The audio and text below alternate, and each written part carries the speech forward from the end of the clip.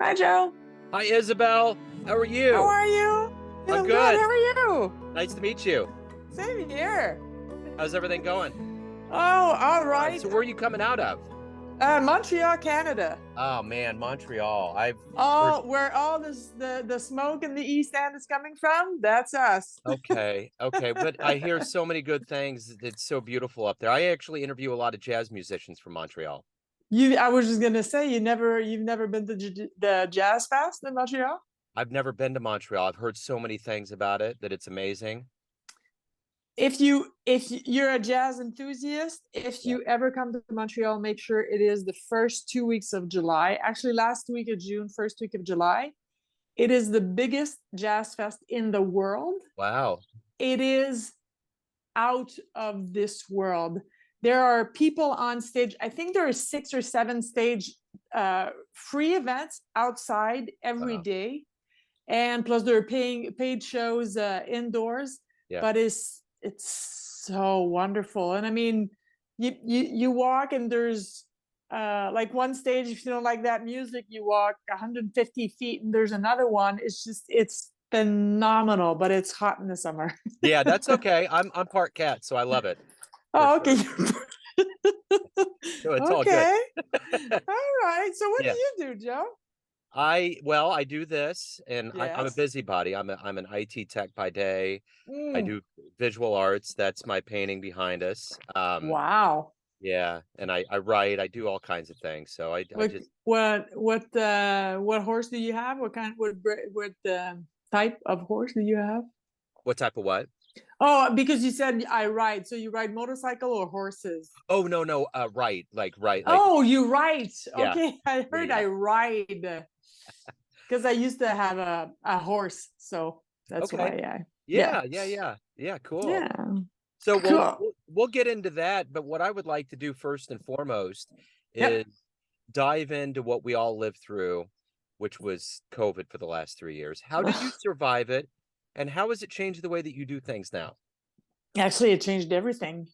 I owned a gym, and when COVID hit, and it was very strict in Canada and during COVID, so we closed for 15 weeks, and then we were open for like between June and October, and no, between July 4th and October, and actually October like 8th, beginning of October, and then we were closed for 35 weeks. Wow. Yeah, like the gyms, the like what they considered non-essential businesses. So um gyms, restaurants were closed. Restaurants were allowed to do takeout. Like Yeah. we all had to like stand in line and be 6 feet apart, and they would have like marks on the floor, and they starting on the second shutdown, they were allowed to do only takeout. So you would, but we had a curfew. We had to be in our homes for 8 o'clock every day. Wow. So yeah, that was really, really rough. And, Yeah. being closed, like total was 50 weeks. And when the first shutdown arrived in Canada, which was around March like 13th or something. I remember because it was Friday the 13th. Yeah. And I didn't even know Zoom existed. Yeah. Like I had no idea. It's just a colleague of mine who has the same brand, same banner gyms that I have. She was in Calgary, Alberta, and she says, well, I'm starting to do like classes on Zoom, and I said, well, what's Zoom? And for me, like getting to more in touch with tech, and I'm not good and I'm never going to be good, but more in touch with tech, it opened up the fact that I was in the process of becoming a mindset coach full time because I have been doing that for a few decades, but always on a sideline. And I said, okay, so I can take this stuff on the road, right? I mean, I can do this online while staying here. I can talk to everybody in the world like I'm doing with you today while staying where I live. So that for me. And I ended up selling my gym at the beginning of 2022 and just diving into that passion of helping people that I've had since forever, I think. Yeah. So let's So it's a long answer to a short question. no, that's good. That gives me a really good setup here. So I want to get to exactly what you do for a living. So let's put you in front of a bunch of third graders, career day. Third grader looks up at you and says, "Hey, what do you do for a living?" How do you answer them? Oh, good God. To third graders? Um, hmm. Oh my God, that's a good question. I would tell third graders that I help their moms being happy or happier. So, Because see, that's how I would speak to third graders, but the reality is I help women when they become empty nesters and they're kind of lost who they are because they've sacrificed all of who they are in order to be mothers. I help them reconnect to their essence and reconnect to their passion and their joy so they can be a regular human and fulfilled human outside of motherhood. yeah. So yeah, so to a third grader, that's what I would answer. I help your mom be happy. So let's find out how you got here. Where were you born and raised, and what were some of the seeds that were put into you that became who you are? I was born and raised in a small town here in Quebec, about an hour and a half, actually between Montreal and Quebec City, all French. I come from a military family. Both my parents were military. They funny story. They actually were from the same town, but they met in Germany. They got married and had my sister, Wow. moved back to Canada. And my dad became an English teacher. And when I was a child, there were only three families that spoke English in the town that I lived in. Us and Swiss, whatever people that had moved from Switzerland. And I joined the military right out of high school and was very happy with that for a while. But, just I was happy with it because it gave me a sense of purpose and a sense of service, but I really did not like the job. But the sense of belonging, there's nothing like serving your country to have a sense like there's such a camaraderie. Yeah. So I left the military a little short of 10 years in, and I became a massage therapist because that's not at all the logical step. Actually fell in love with I went to do introductory to Swedish massage with a friend of mine because she wanted to go and she didn't want to go alone, and I fell in love with it. So I became a massage therapist, and I actually just stopped in 2022 after 23 years of career, but my body can't take it anymore. Yeah. Because it's very demanding on the therapist. And about 10 years into the massage therapy business, I bought a gym, and B became a mindset coach. But I became a mindset coach after one of my a massage client told me, she said, Isabelle, I don't come here for the massages. I come here to talk to you. Because whenever I leave your house after a massage, whatever I'm going through at home or whatever problems I'm facing at work, I always leave with a new perspective on things. And she kind of planted a seed in me. So I started, I'll be in school until I die. So I kind of just went to school. It was kind of the same progress as becoming a massage therapist. It was interesting to me, so I went to study it, and then eventually it became a career. So, and then as I was mentioning earlier, COVID hit, and I just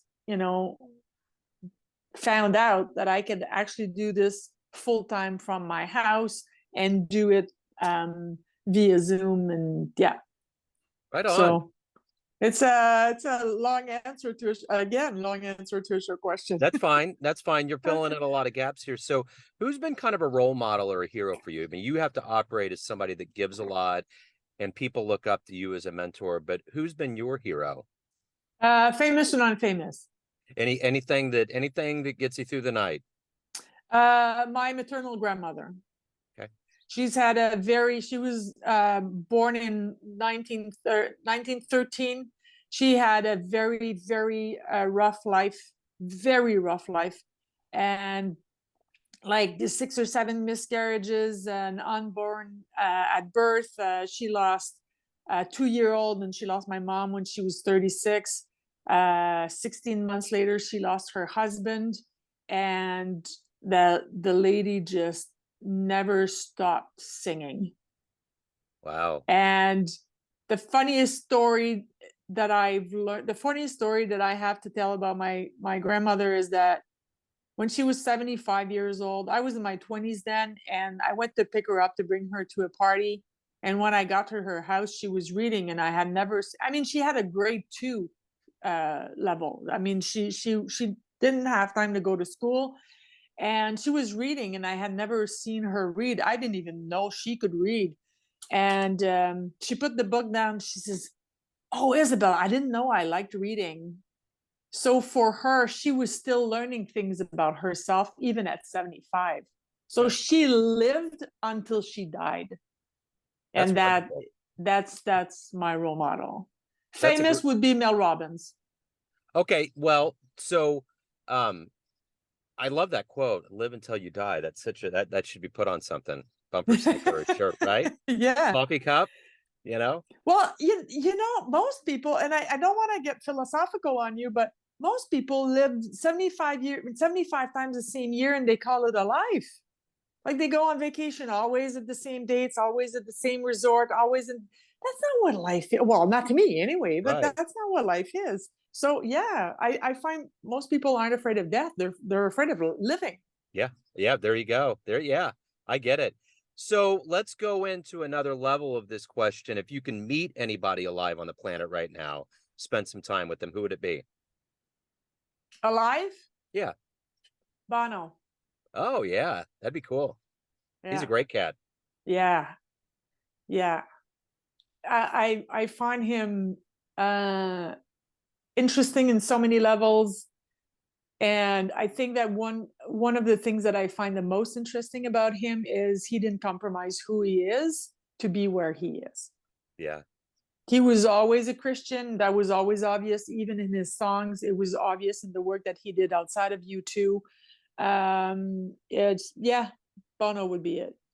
so what is the fuel for you every day? What is the spark that makes you be who you are and to help people and to be a mindset coach? What is that for you? I find that if everybody were taking their God-given talent and actually making a living with that, it'd be a much happier place to live. So that's what I do. I'm a as you can tell, I have ease with talking to people in general. And so I use that talent to help others. And I find that if everybody did that, if we could just stop with the hatred. But when you don't like yourself, you can't like anybody else. So For sure. What's been the best client success story you've been a part of? uh a client came to me, that was a few years ago. A client came to me because she was contemplating divorce. She had been married for 23 years, and she was very unhappy in her marriage, but she loved the human she was married to. He was a nice guy. He was a good husband, a good father. He was a good life partner. Um, but she didn't feel the passion anymore. And I could feel she was still in love with him. And I simply, just to validate what I thought, what my gut feeling was, I asked her how they met. And when she told the story, the sparkle was still in her eyes, right? Her eyes lit up. So I guided the conversation towards her work and her daily life and what she did for a living and all that good stuff. And it took about 3 sessions before she even realized that the problem wasn't her marriage. The problem was what she did for a living. She was so unhappy, but she was so financially insecure. And she'd been with the company for X amount of years, and she was, kind of sitting there waiting for retirement. And that she brought that home because her insecurity of leaving all of that behind and starting new in her 50s was just too scary for her. So she ended up, not only did she ended up changing careers, but they actually renewed their vows. Cool. So yeah, they didn't get, so that's my favorite story. So in your life, what are you the proudest of? What is it that you've done that you're the proudest of? Oh, wow. That's a good question. I think that I'm the proudest of the fact that I don't compromise who I am ever for nobody. If something isn't right for me, it's not right for me. And speaking my truth doesn't have to be about excluding anybody. It's just about respecting my boundaries. So I don't compromise anything. I mean, I'll compromise on where we go for dinner, but Yeah. because that doesn't matter to me. I just Yeah. don't compromise who I am ever. So let's say you have a dream tonight. You run into the 20-year-old version of yourself, and you could give that younger version of you a piece of advice based on the wisdom you've gained in your life so far. What would you tell that younger version of you? Stop taking life so fucking seriously. There you go. Another t-shirt. Yeah, life is not that serious. I was a very, very sad kid. My mom died when I was 5, and I was a very, very sad kid. And I turned into an angry teenager, and I turned into a bitter adult. And I was like that until I outlived her. So when I turned 37, I had a breakthrough moment. I woke up one morning and I had cried all night. And at this point, I didn't even know why I was sad anymore. And I had cried pretty much all night. And I stood butt naked in front of my mirror. And I said out loud, I looked at myself in the eyes, and we rarely do that, right? Especially women, we look at our hair and do I have something in my teeth, or we look for reassurance. But now I looked at myself in the mirror and I said, I can't live like this anymore. So either I kill myself today or I choose another way to live. And I started living my life that day. Yeah. So that's what I would tell my 20-year-old, but knowing me, I wouldn't listen. Right. There you go. That was the next question. I wouldn't have listened. Right. It doesn't really matter. I had to go through all that crap to be who I am now. So, as someone that's curious about things, if you could go back in history and see an event firsthand in the annals of history, where would you go? What would you love to see happen in front of you? Oh my God. Joe, you're making me work here today. That's wonderful. I Well, love that. I'm I going up love that. against the mindset coach. We got to get in here and Yeah, fight the good fight, right? that's wonderful. Be a witness of the beginning of something. Oh my God. I would like to see, I'm going very far back. Hmm. I would like to see the first human who realized that he could create fire. Yeah. Imagine how much that person's life changed. Fire. You can cook your meals. Is yeah. Talk about the fire in your eyes, right? Yes.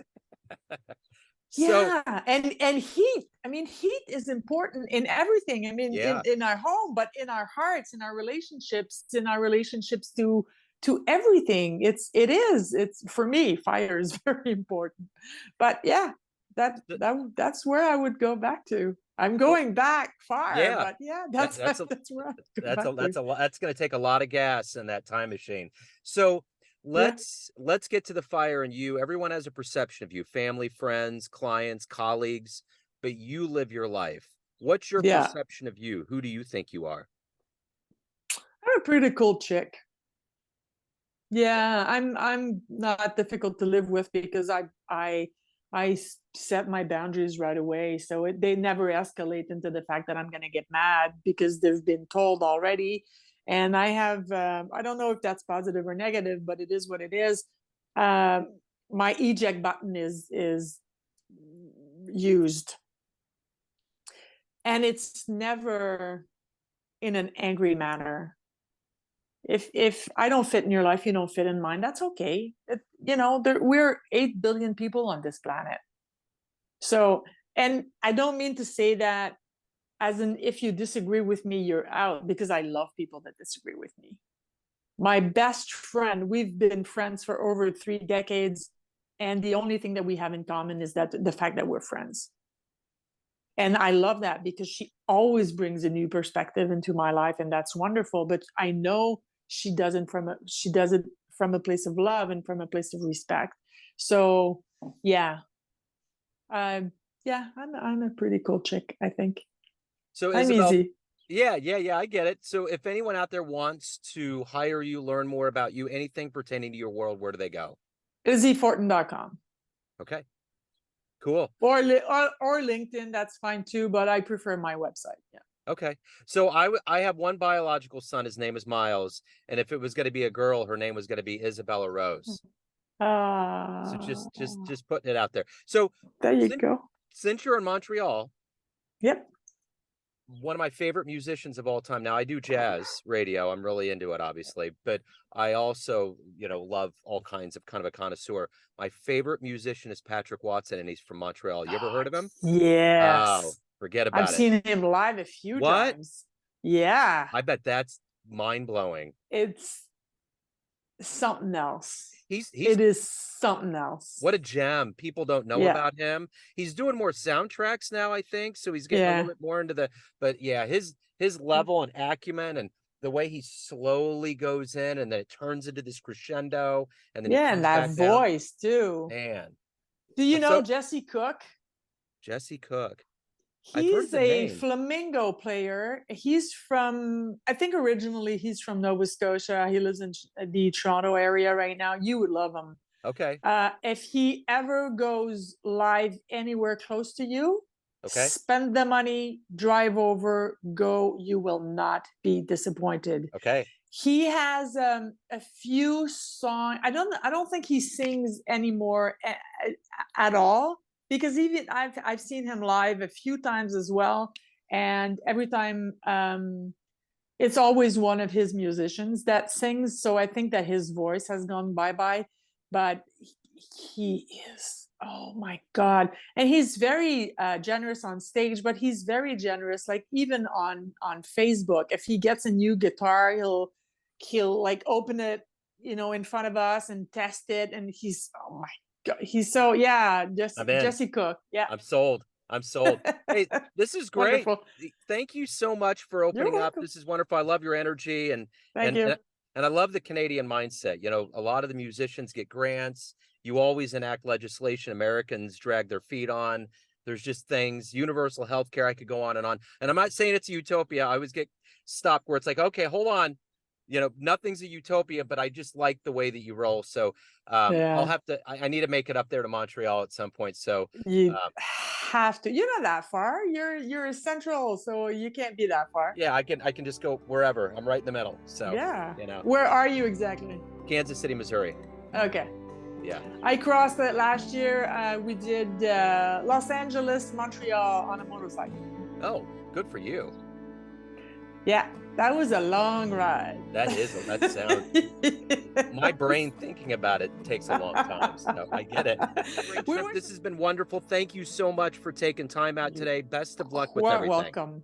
Thank you. Cool. Thank you. Bye. Take care. See you later.